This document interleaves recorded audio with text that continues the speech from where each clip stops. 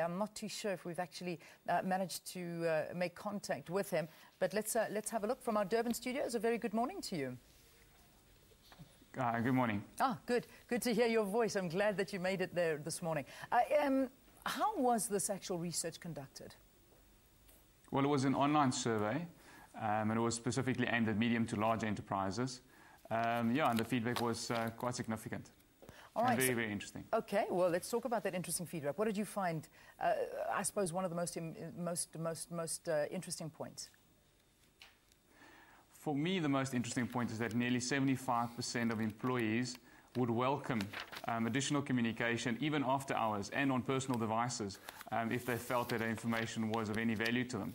And a further, more than 60% of people feel that their management actually do not do enough to communicate with them.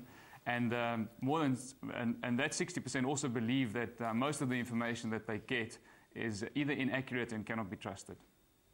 Okay, as you say, employers feel that their managers don't communicate well with them. All right, that's one of the findings. Just how much impact do these findings actually have on the economy of the country? Well, we're hoping to next year broaden that.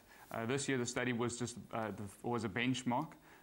This was our first of our annual studies, and next year we like to really broaden it and go into a lot more in-depth and focus on specifically the mining sector and trying to reach employees that do not have access to employee-provided equipment like computers and so on. So hopefully we'll be able to dig a little bit deeper into that question next year. But this year the findings was very interesting. You know, 81% of companies still only use email to communicate with staff. And if you look at something like the mining sector, you know, more than 80–90% of staff or employees in the mining sector do not have access to computers. So, it's very, very difficult to communicate with them if you're only using, if 81% of companies still use email to communicate with. Yeah. I mean, when we compare South African businesses to other countries, where would you say that they stand in this regard? Well, the findings are actually very much in line with the US and the UK. The US and the UK, we see that only about 30% of employees are engaged. So our findings are pretty much the same, where we find that 22% of people are actively disengaged, and on top of that, another 20+% of people get to the office and they don't actually know what to do. So if you look at the rest of the world, our findings in this survey is pretty much in line with what we see internationally.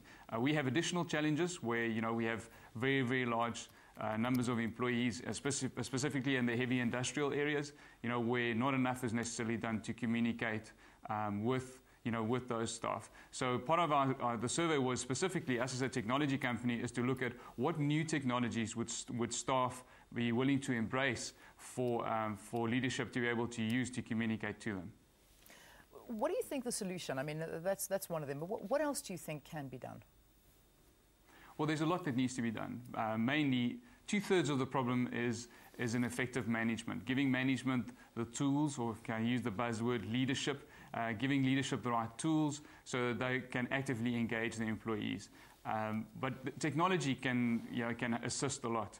There's a lot of movement, a lot of progress in terms of technology, smart devices, that can allow, if used correctly, management can use to communicate better with staff and get staff to be more engaged. Yep. Well, interesting findings. So we think two-thirds we believe is with training and empowering leadership, but we do believe 1/3 of the problem can be addressed by using newer and later technologies. Okay.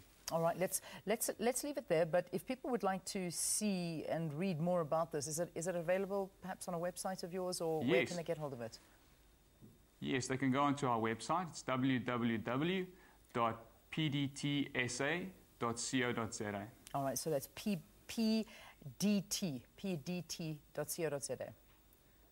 pdtsa.co.za. Oh, PDTSA. Okay, I beg your pardon. Thank you very, very much for joining us here on the program. That was Cornel van Lingen, who is the CEO of Public Display Technologies.